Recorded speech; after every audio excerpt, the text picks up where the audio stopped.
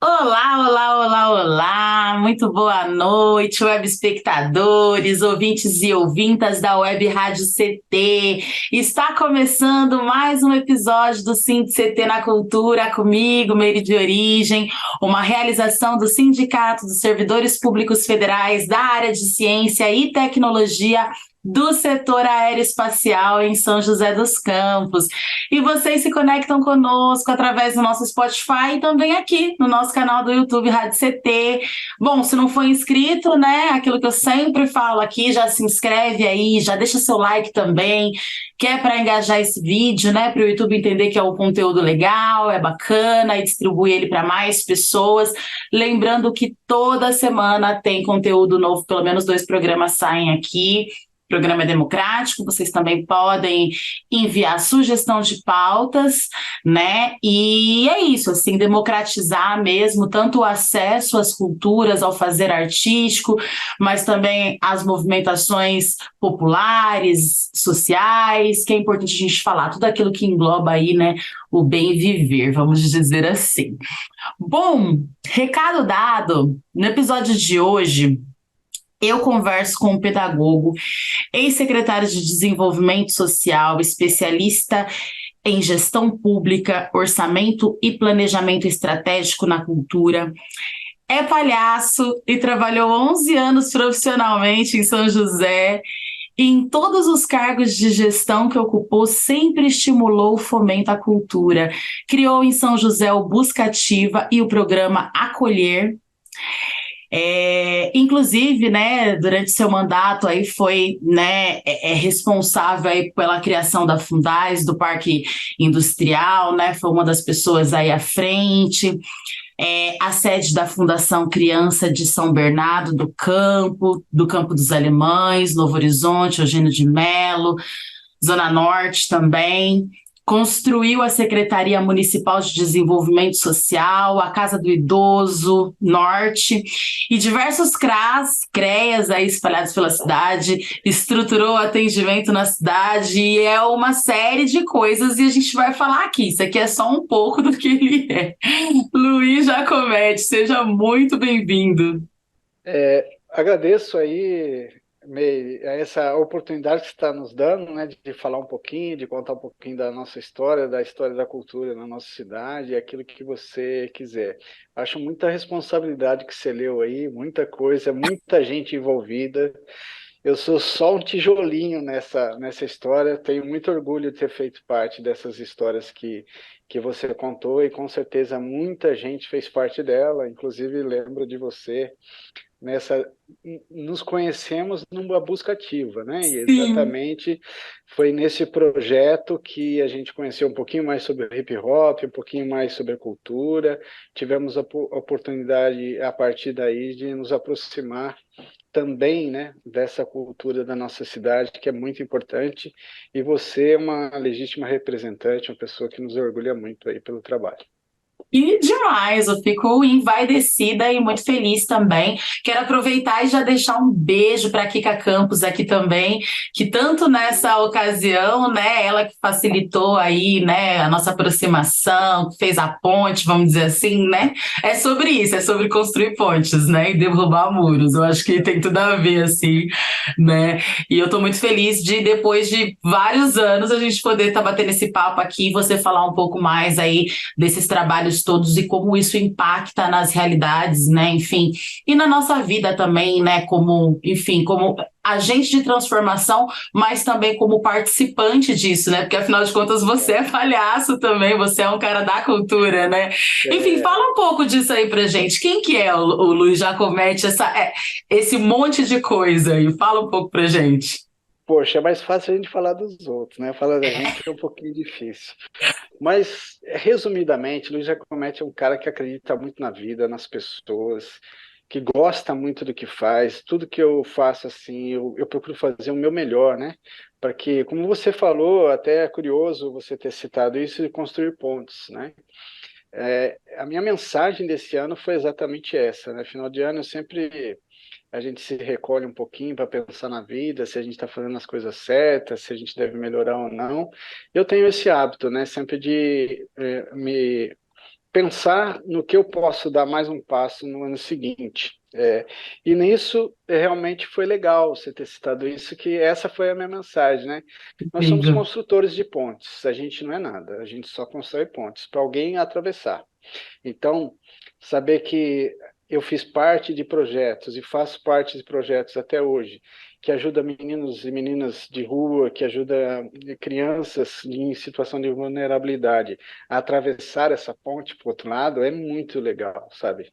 É uma coisa que, independente de onde eu esteja, né, eu sou um defensor da causa, né, da criança e adolescente, e aonde eu puder e aonde eu estiver, eu estarei lá fazendo levando essa bandeira.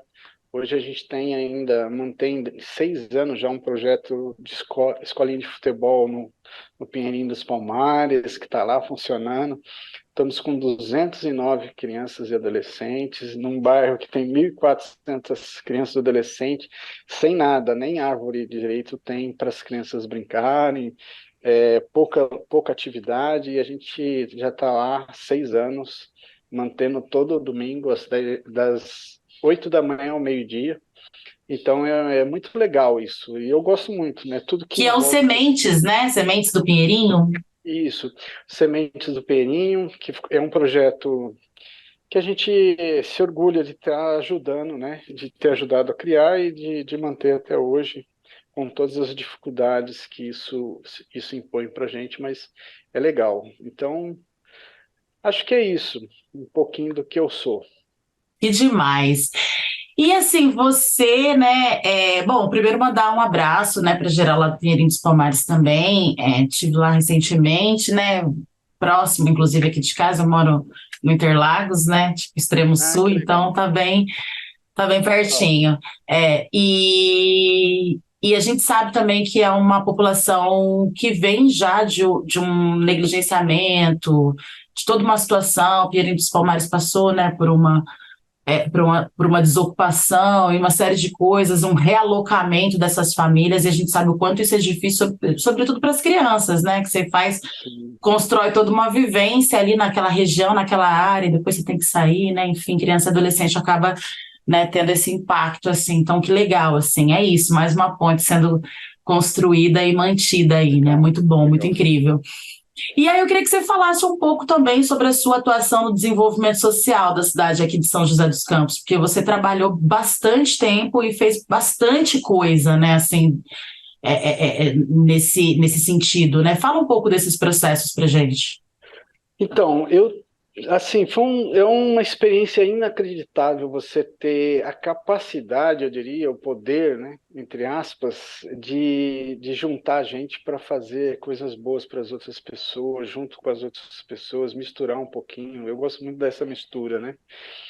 Então, essa experiência, para mim, né, agradeço muito ter tido essa oportunidade, inclusive o ex-prefeito Carlinhos, né, que nos nomeou para essa função.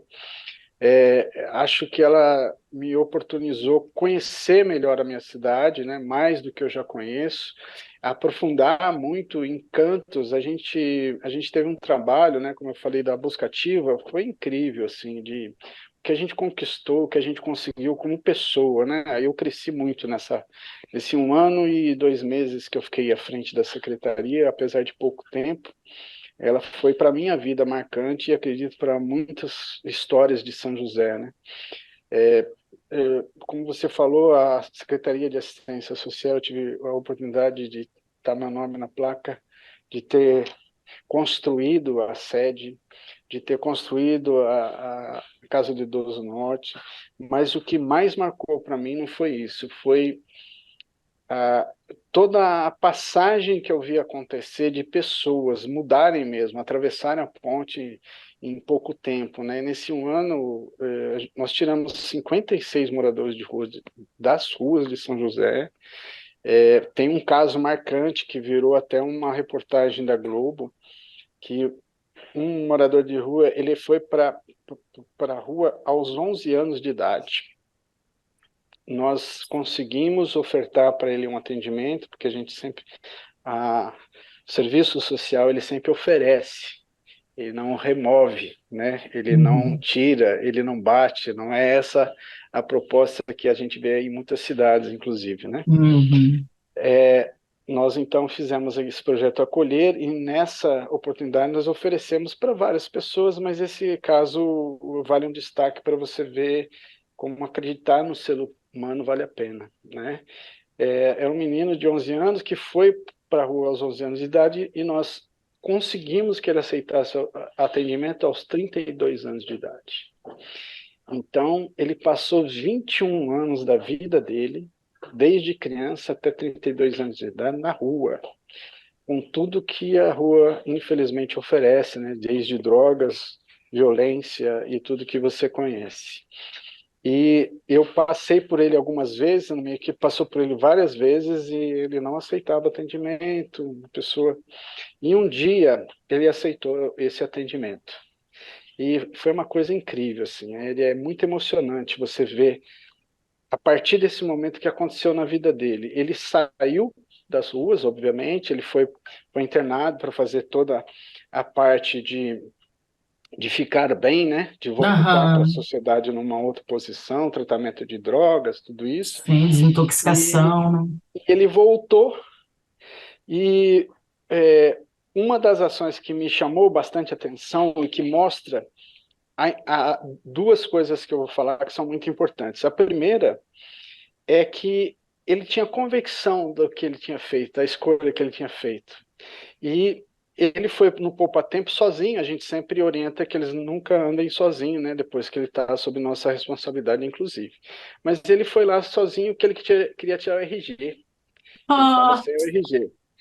E quando chegou lá, obviamente, a gente sabe que isso acontece, a hora que foram puxar a ficha dele, o que que tinha, né? Quebrou vidro de janela, amassou carro, tinha um histórico, ele foi preso lá no Poupa Tempo. E a gente foi avisado, né, pelo Poupa Tempo, que ele tinha sido levado pela polícia militar.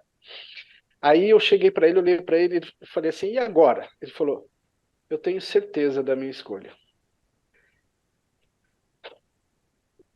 caramba. Desculpa. Forte, muito forte. Ele não voltou atrás.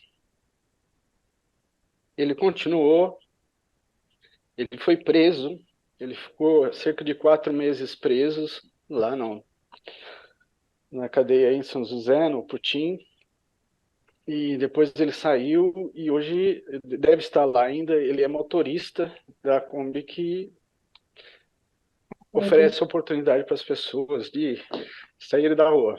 Eu tô toda arrepiada. Hoje ele faz o trabalho Isso, de, exatamente. de Deve acolher. fazer ainda, faz cerca de 2 anos que eu não tenho mais contato, né? Mas é uma coisa incrível, assim. Então, Que por que história que eu achei legal fantástica. contar essa história para você? Porque eu acredito, e acho que muita gente acredita no ser humano. Ele é capaz de se superar. Mas o que falta são portas abertas, são pontes para que ele possa atravessar. Ele não vai atravessar sozinho, mas não é chutando, não é jogando água gelada, como a gente vê por aí. É realmente se você está numa condição melhor e tem um outro ser humano numa outra condição, não é obrigação dele te aceitar. Quem tem que aceitar primeiro é você.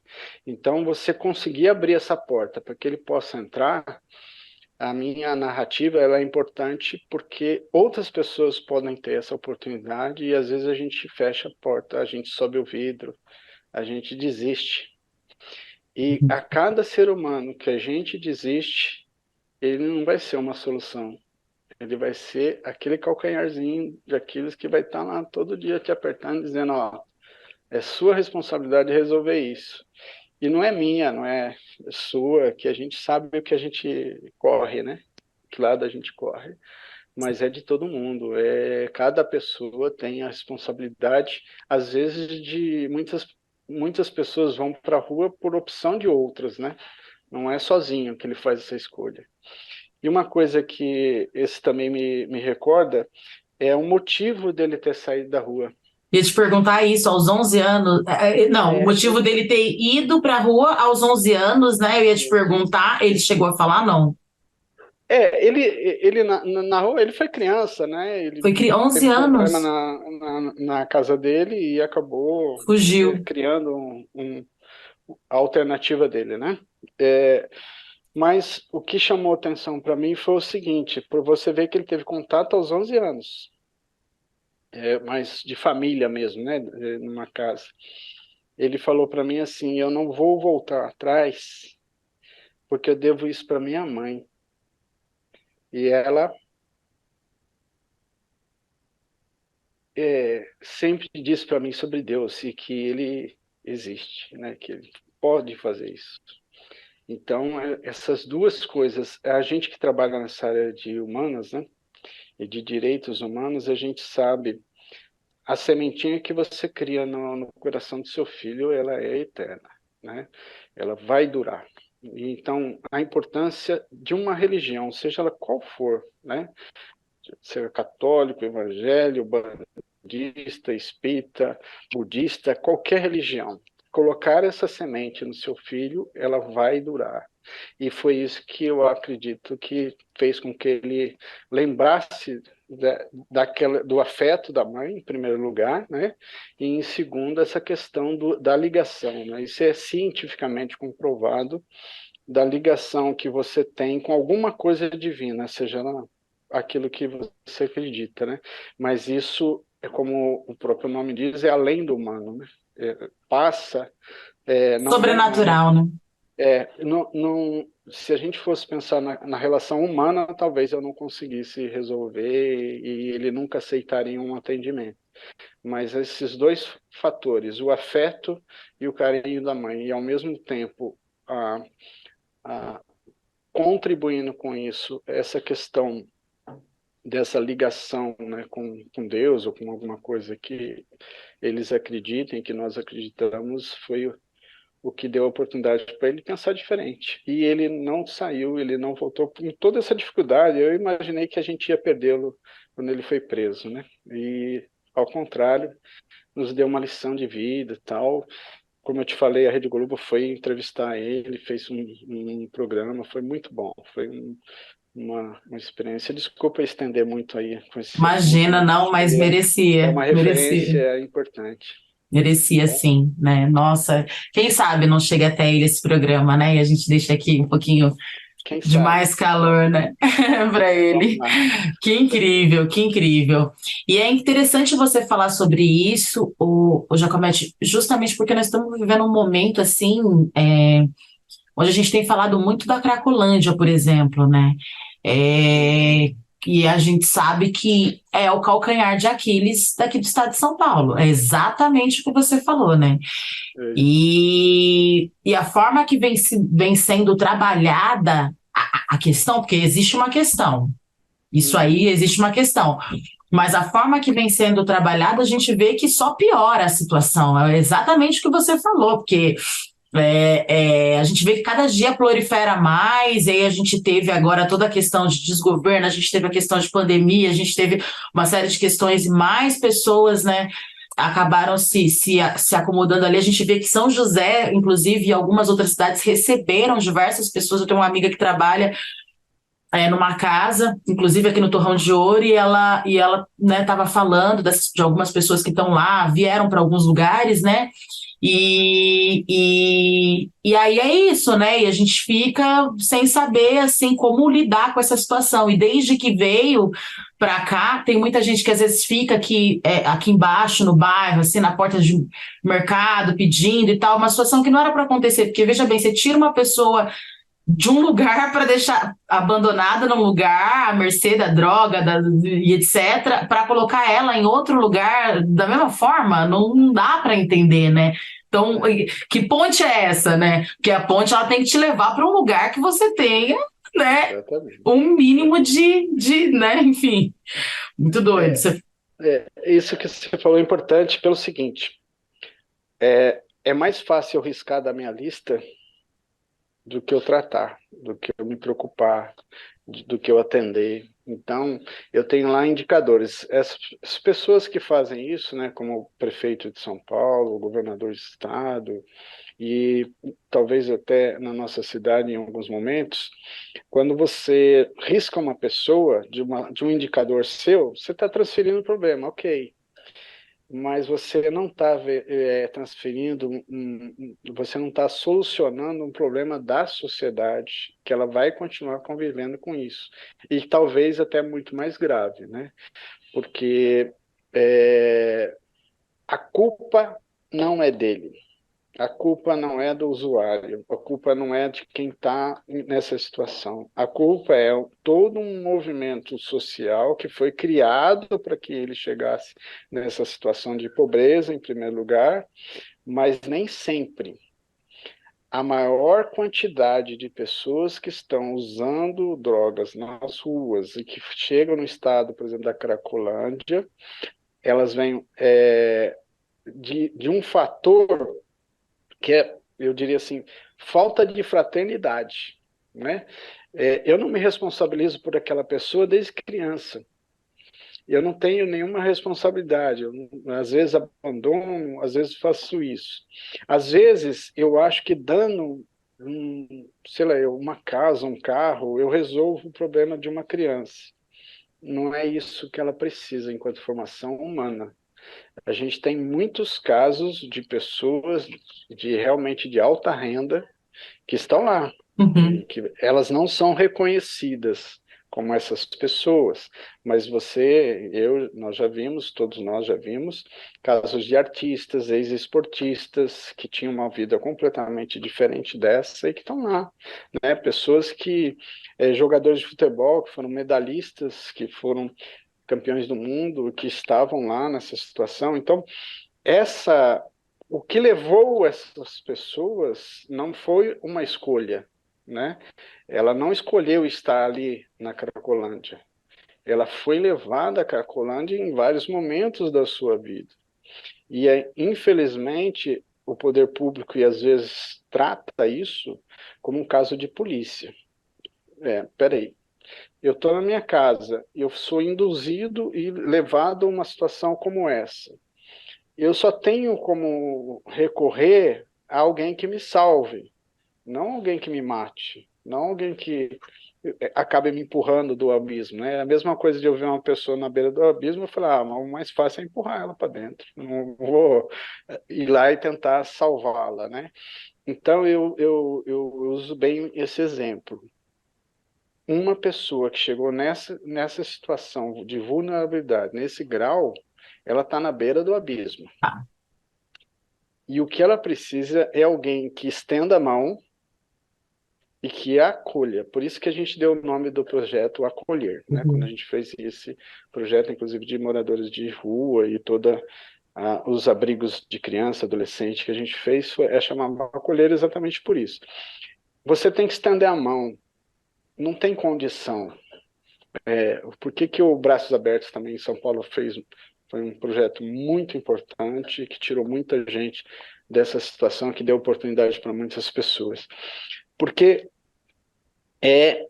você tem que, naquele momento, estender a mão para que ela não se jogue no abismo e saia daquela condição. Se ela pegar na sua mão, metade do caminho está andado pelo exemplo que eu acabei de te dar. Né? Então, há jeito. A gente brinca, há salvação. E Uhum. nem sempre depende de Jesus Cristo, de Deus, Uhum. depende de nós mesmo. Estamos aqui vivendo esse mundo e que podemos estender essa mão. Né? Quantos meninos e meninas na favela, nos caminhos que a gente andou, você sabe que eu era um secretário que andava em todos os Total. lugares, né? Estava em todas as favelas, conhecia muita gente boa, do bem, que faz o bem para a cidade, que trabalha, que entrega lá o seu picolé, que faz a sua correria, e são pessoas que recebem zero do poder público, né? Que é, é o que eu digo assim, é a banana, né? Literalmente, olha, se vira aí, toma conta da sua linha. E Se você me permitir, Meire, eu vou só fazer uma ponte com a diferença de políticas públicas. Quando você tem essa política pública de dar a oportunidade para as pessoas, de investir lá na favela, de investir num morador de rua, de retirar ele, quem ganha é a sociedade, não é uma pessoa, é toda a sociedade. Sim, Nós estamos falando, por exemplo, quando eu fui secretário, a gente teve um projeto lá, que talvez você conheça, são dos oficineiros, né, que a gente criou, a gente sim. estudou, criamos toda a metodologia, publicamos um edital para contratação de oficineiros, aí fazendo um paralelo com a cultura, muita gente da cultura, muita gente de vários projetos, aí na época surgiu a brincadeira, você está querendo montar uma Secretaria de Cultura, paralela à nossa fundação? Não, era realmente um projeto buscativo e tudo que a gente tinha na cidade, os equipamentos grandes, então aquele modelo de oficineiros, né, de como que era o critério, porque você não pode exigir de um cara que teve pouca condição de vida, você não pode exigir dele que ele simplesmente chegue agora, né, nessa altura do campeonato, e tenha lá o currículo zero, né, perfeito, tá? Não. Sim, O que que eu tenho que contratar? É um oficineiro que vai trabalhar com pipa?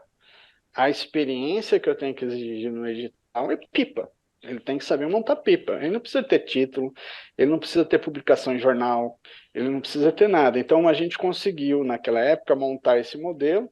Eu acredito que está até hoje, porque eu encontro às vezes algumas pessoas na rua e eles falam, ó, a gente ainda está participando desses editais até hoje, porque todo ano se renova. Então, sim, é, tem gente que foi lá dar oficina de literatura, teve gente que foi dar a crochê, né? Cada um na sua especialidade foi ter oportunidade. E isso é muito importante, porque uma porta dessa que se abre, você muda a realidade daquela comunidade.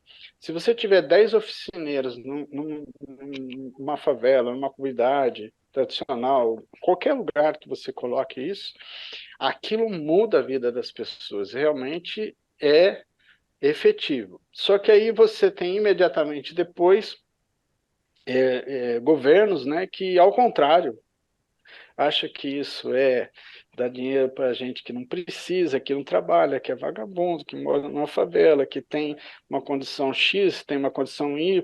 Então, é essa relação, né, que a gente não tem efetivamente dentro eu acho que da área pública, muitas vezes, pessoas que dizem, né, ser do serviço social, mas que faz um projeto que tem que isolar uma comunidade ou que tem que isolar uma pessoa, é bem complicado isso. Então, a gente realmente o que eu estou tentando trazer são alguns elementos de que vale a pena apostar, né? Tem gente que desde aquela época mudou de vida, fazia um crochêzinho em casa lá, ué, por que que você não vai dar uma oficina lá? O material que você faz é fantástico, e aí você traz ela para um mundo onde ela pode transformar aquela atividade cotidiana dela numa renda legal, uma coisa diferente, né? Então, acho que isso é uma coisa bacana de fazer, vale a pena.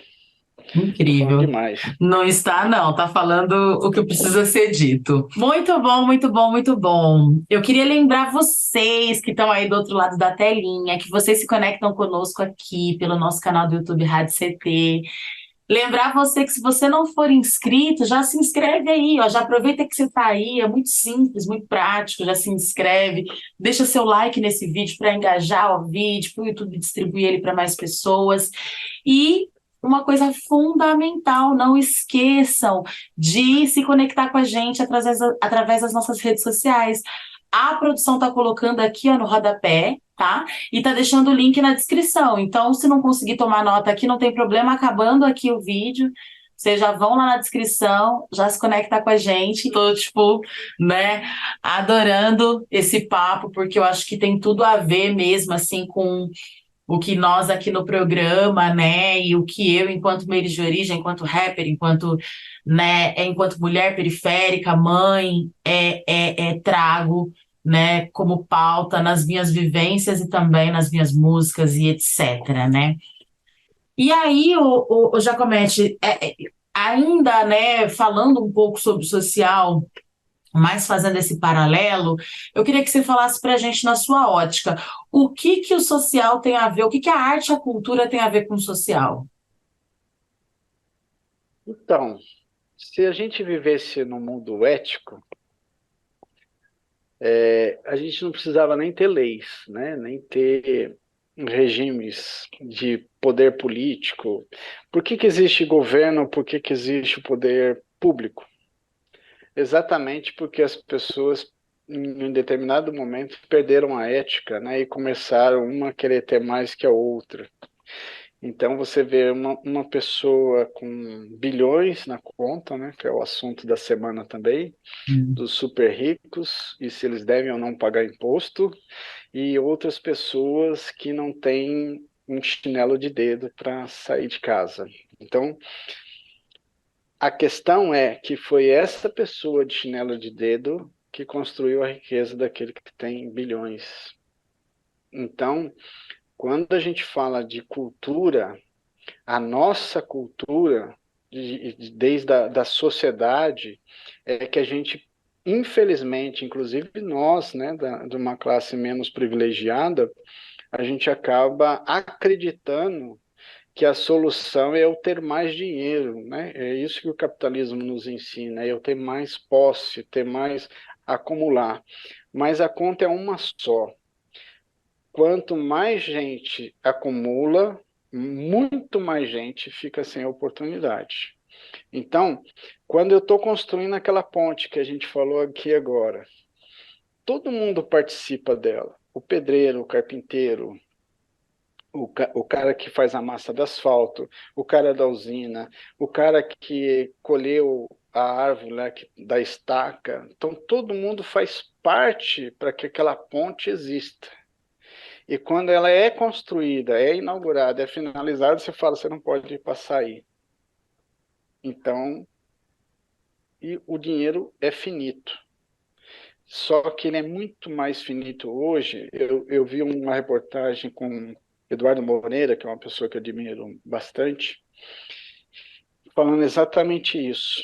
A relação do presidente de uma empresa americana na década de 70 para o funcionário mais baixo nível, ele era de 20 vezes o salário. Então, eu ganhava R$ 1.000, o presidente da empresa ganhava 20 mil, que é muito, né? 20 vezes. Hoje é 400 vezes mais o que ganha um presidente de uma empresa do que ganha um funcionário do menor nível. Então, as coisas estão virando de uma forma que cada vez o mundo está acumulando mais em pouca gente. E essa gente que está acumulando dinheiro, ela perdeu a questão cultural de entender que eu dependo de alguém. Eu acho que eu sou todo-poderoso e que eu posso massacrar o resto da sociedade porque eu tenho tudo. Eu vou ter tudo piscando o dedo e pagando, né? Na minha época, assinando o talão de cheque. Hoje é só fazer um Pix, né? É. Bem mais fácil. Mas você me perguntou sobre a cultura e o que que isso tem a ver? Isso é uma cultura de um povo. O brasileiro, ele é um povo, no meu ponto de vista, exemplar. A gente pode fazer crítica, a gente pode falar, tem bolsonarista aqui, tem lulista ali, tem... mas o brasileiro, enquanto sociedade, não enquanto indivíduo, porque o indivíduo é muito mais difícil de você entender, mas enquanto sociedade, quantas apostas ele faz diariamente ou a cada 4 anos, ele elege um torneiro mecânico para ser presidente do Brasil e que é quem é, que é o Lula, um exemplo, uma pessoa digna, que nos fortalece enquanto sociedade, que fala de fraternidade, que fala de sociedade, que aumenta o salário mínimo, que faz todo um processo social ser importante. É claro que eu não concordo com muitas coisas que ele faz, e é claro que você não concorda, é claro que muita gente odeia o que ele faz. Mas vamos pensar enquanto sociedade, não enquanto indivíduos capitalistas que querem dinheiro, que querem um centavo a mais na sua conta, é pensar o seguinte: a oportunidade que o brasileiro está dando, mais uma vez, é da gente crescer, é da gente mudar o passo. E eu acho que a cultura tem um papel fundamental nisso. A resistência maior que nós sempre tivemos na nossa história são dois pontos que eu acredito. Primeiro, a juventude, o adolescente. Se você pensar na hora que há o golpe da Dilma, quem foi para a rua? Dois grupos muito importantes. Os adolescentes e jovens que ocuparam as escolas, mais de 1.300 escolas do Brasil ocupado por mais de um mês, a única resistência efetiva. Segunda resistência, o povo da cultura, que ocupou vários espaços de cultura, que lutou, inclusive, reverteu a extinção do Ministério da Cultura, que, se você lembrar ali, seria extinto no primeiro momento. Então, essa galera que a gente acredita, o rapper, né? E todos vocês que fazem esse trabalho maravilhoso, ela é fundamental porque ela trata de uma coisa que é da nossa história, ela trata da memória, né? Nós somos o que somos porque nós temos memória, que nós temos passado, que a gente vai ter futuro se a gente preservar a nossa memória, e não ao contrário. Se a gente destruir a nossa memória, o que vai sobrar é que um é contra o outro. E esse resgate, né, o papel que o Lula está fazendo agora no mundo, não é nem no Brasil, né, quando ele pega a África, vai para a África, simbolicamente fala, ó, o mundo rico é responsável por isso aqui, vocês estão devendo socialmente para essa galera, vocês não cumpriram acordo de Kyoto, não cumpriram uma série de acordos passados que faz de conta que não existe. Quando ele vai para a Amazônia, leva os principais dirigentes do mundo para a Amazônia, finca lá e coloca aqui, ó, vocês são responsáveis, vocês querem saber o que é a Amazônia, em vez de vocês ficar falando, vem aqui conhecer, vamos lá, ver o que esse povo produz, quem é esse povo. Eles podem, uma fala dele, que também é a fala de vários outros intelectuais, a floresta em pé dá mais dinheiro do que ela tombada, né? Toda a riqueza que ela traz, tudo isso. E aí, além Então, disso, saúde, entre outras coisas, né? Enfim. Então, assim, a cultura permeia tudo, o que nós somos, quem nós somos, o como nós vivemos. Infelizmente, eu acredito, e naturalmente acontece, que você tem, neste momento, um ataque à educação e à cultura muito forte, né, de todos os lados, né?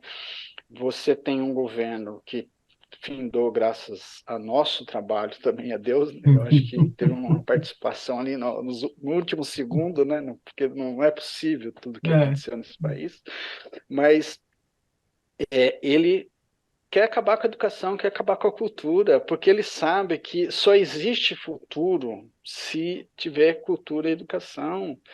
E a produção cultural é muito fundamental para um povo. Ela é a cara, a identidade, é o que nós somos, né? E os indígenas, eles mostram muito isso todo dia. Quanto tempo de resistência, né, que eles têm, de morte, de tudo, dos milhões, né? Mais de 3 milhões no primeiro momento foram assassinados pelo Império, por toda o pessoal do colonialismo, né, que vem trazendo tudo isso.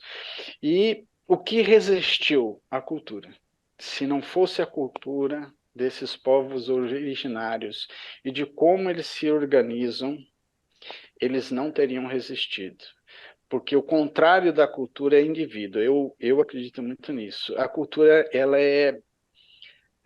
cada elemento da cultura, a música, ela é eterna. Nós falamos do quadro aí, né? A pintura, ela é eterna, ela nunca vai deixar de existir desde o momento que ela foi criada.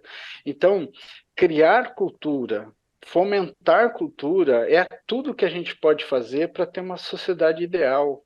E aí, voltando na origem da minha fala, a ética. Eu acho que a cultura é a coisa ética por natureza.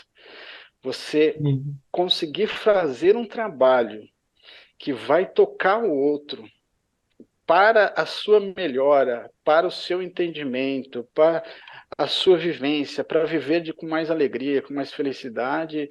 A cultura é isso, entendeu? Então, a cultura, a origem da cultura, ela é ética.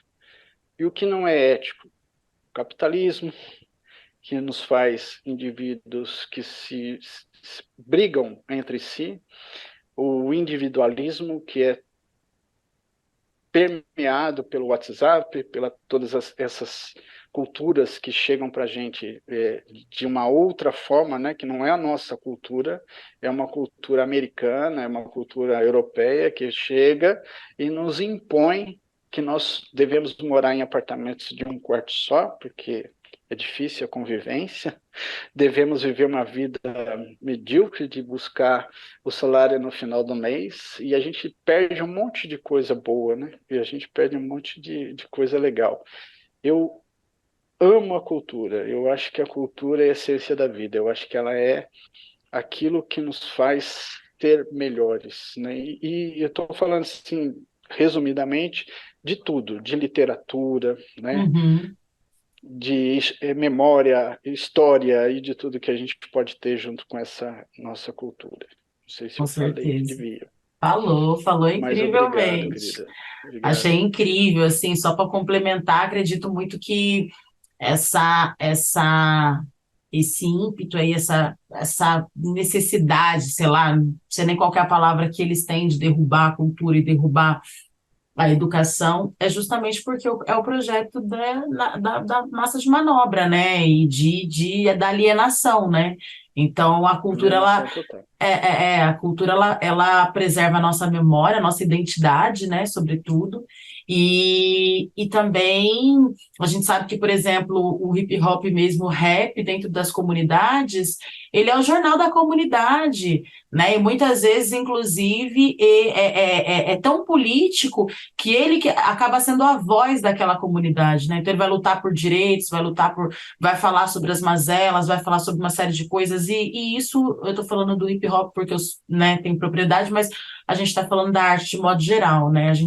Quantas vezes a gente já viu inúmeras manifestações através da arte, da cultura, seja, né, na pintura, né? Esse tempo eu estava vendo um grafiteiro que pintou, né, um determinado lugar onde estava com vazamento de gás, e aí chamou a atenção da mídia e etc. Então, assim, são inúmeras as possibilidades que a gente tem, né, de utilizar a cultura aí também como ferramenta de De transformação luta, social, né, e de luta, assim. com Então, certeza. é sobre isso, né.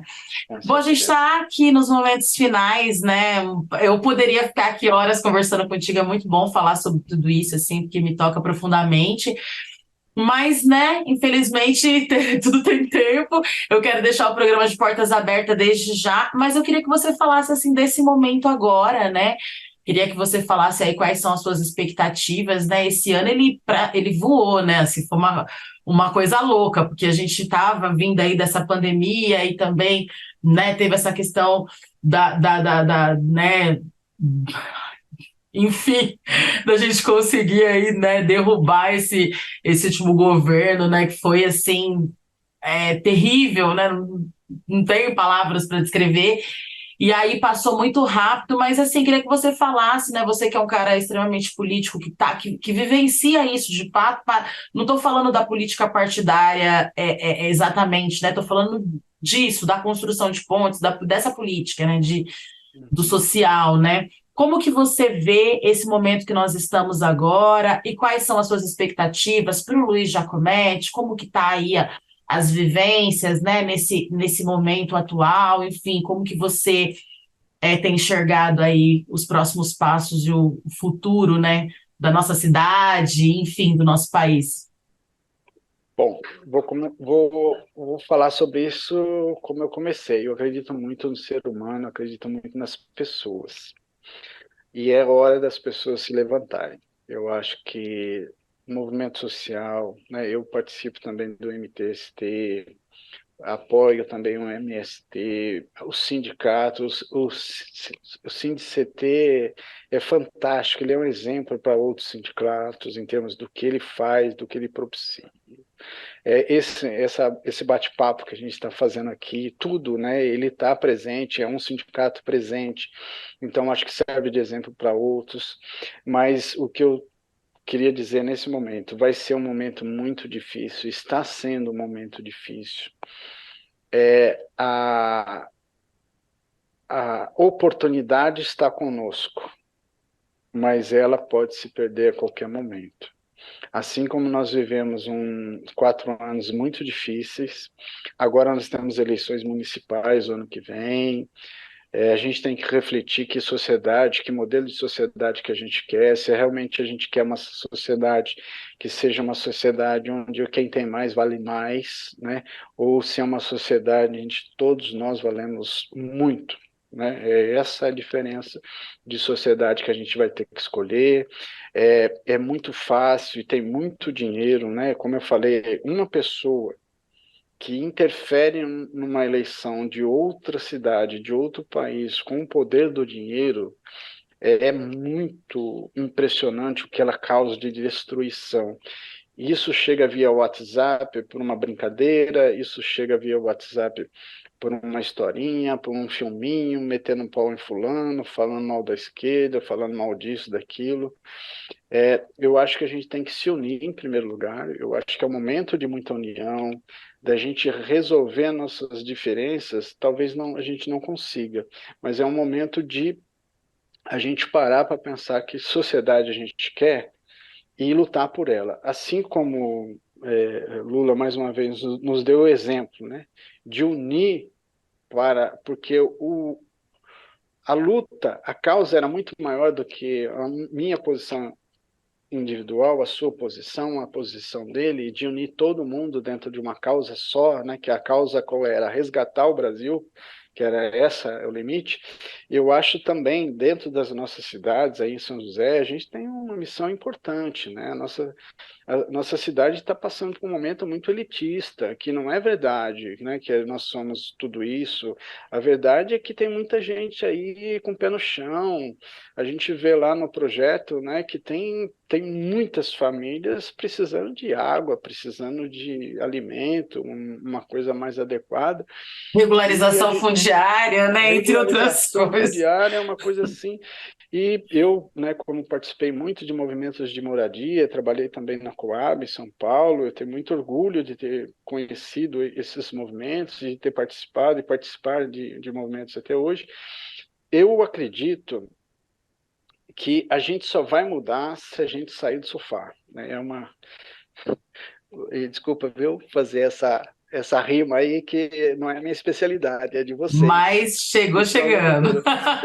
Mas a gente tem que sair do Vai. sofá, meu. A gente tem que sair do WhatsApp, pelo amor de Deus. Isso aí é um instrumento de dominação, cientificamente comprovado.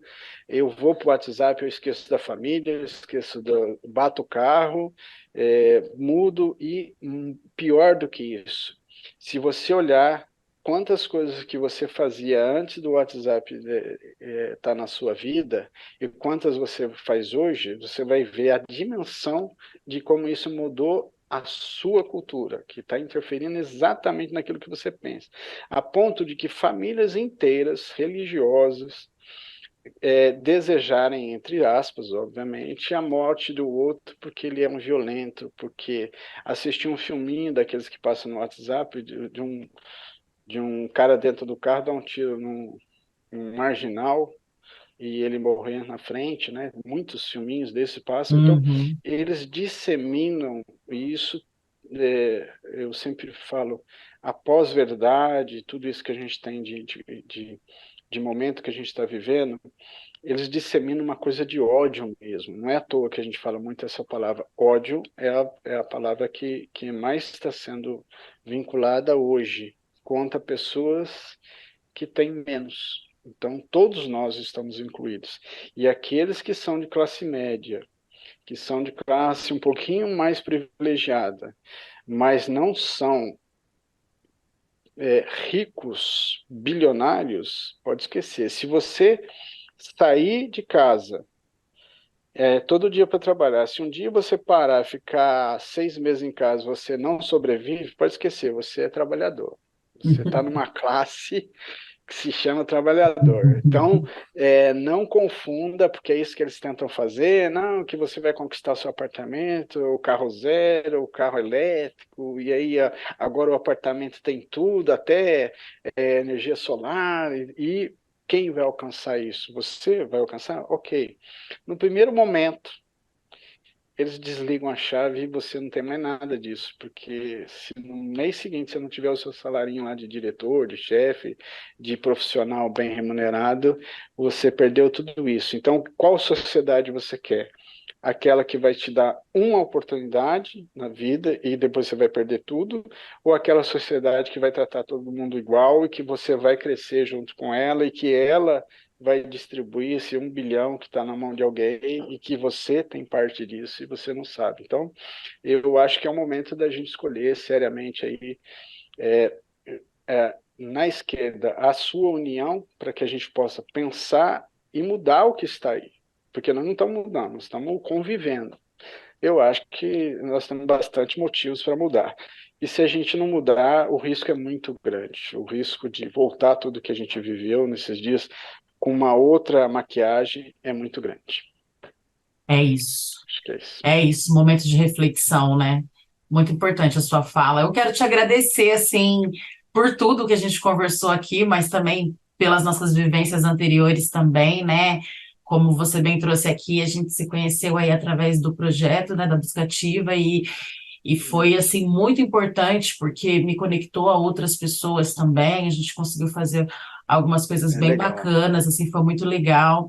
E Bacana. foi importante para ver também que é possível fazer política, inclusive partidária, sim, com uma política pensando nesse modelo social, né, de um olhar mais fraterno, mais humano e etc. Porque é isso, não existe outro caminho, né, para gente. E então, né, uma política que acredite no social, acredite na arte, na cultura, na educação como meio de transformação social, né? Não vejo outras possibilidades, mas enfim, né? Sigamos aí nessa reflexão. Quero deixar o programa mais uma vez de portas abertas para você, te agradecer imensamente. Se quiser fazer alguma consideração final, fica à vontade. Eu que agradeço o espaço, ao CineCT, a você por ter lembrado da gente, a Kika, que é a nossa parceira em comum, aos parceiros lá do Pinheirinho que tocam lá, o Marrom, o Josafá, o LG, que são pessoas que estão desde o começo nesse projeto, a Juliana, que são pessoas que acreditam também no ser humano, que também acreditam em todo esse projeto. Eu acho que a gente precisa de pessoas fazendo. A gente tem muita gente pensando, achando, dando opinião, criticando. Eu prefiro receber uma crítica de algo que eu fiz do que receber uma crítica que eu não fiz nada. Então, eu acho que o que eu queria deixar de mensagem é isso: a gente precisa ir, a gente precisa rodar, a gente precisa pegar esse busão, andar para a cidade, contar essas histórias, contar no bondão mesmo, contar nas favelas, e a gente precisa resgatar. Assim como o Brasil está sendo resgatado de uma coisa importante, a gente precisa resgatar nossas comunidades. Elas estão se perdendo no pior sentido possível, que é perdendo a sua cultura, que é perdendo a sua responsabilidade social com o outro. Não é, eu não sou responsável se eu tenho um bom emprego. Eu sou responsável pelo que eu faço pelo outro, por aquilo que eu consigo propiciar pelo outro. Aí é essa a responsabilidade. Porque fazer por mim é fácil, a gente sobrevive, seja tendo um salário mínimo, meio salário mínimo, nada, mas eu sobrevivo. Mas não é isso que eu estou falando. Eu estou falando que se nós vivemos nesse mundo é para viver fraternalmente, onde uma criança está passando fome, eu sou o responsável direto por isso. E a gente fica no sofá pensando, criticando, pô, por que fulano de tal falou tal coisa? Não, por que você não vai lá e resolve o problema, ou ajuda a resolver? Então, acho que a gente vai viver um momento muito difícil.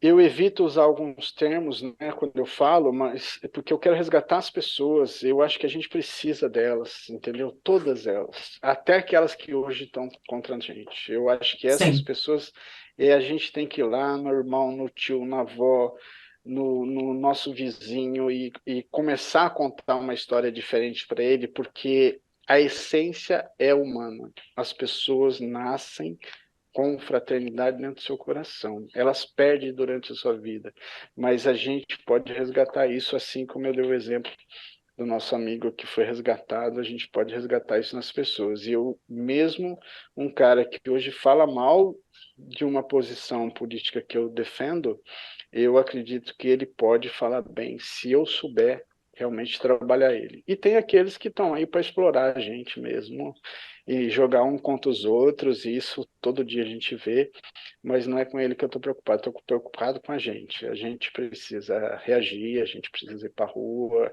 a gente precisa fazer muito movimento, como diria Paulo Freire, se tiver movimento da dona de casa, se tiver movimento do pé descalço, de qualquer um, todos os movimentos são importantes para que a gente mude o que a gente tem hoje. É isso. Fica aí, né, a palavra esperançar, né, resgatar e É isso aí. acreditar, né, acolher, acreditar e construir pontes, né? Acho que é sobre isso mesmo. Muito obrigada. Quero agradecer vocês também que estão do outro lado aí da telinha, que nos emprestaram seu tempo, seus ouvidos. Esse foi mais um episódio do SINDI-CT na Cultura, uma realização do Sindicato dos Servidores Públicos Federais da área de Ciência e Tecnologia do setor aeroespacial. Continua nos acompanhando pelo canal do YouTube Rádio CT, também pelo nosso Spotify, e nos acompanhe também nas redes sociais. Acompanhe as redes sociais do nosso convidado hoje, Luiz Giacometti, e eu vejo vocês no próximo episódio. Giacometti, satisfação total, obrigada demais. Tamo junto. Até mais. Tchau, tchau.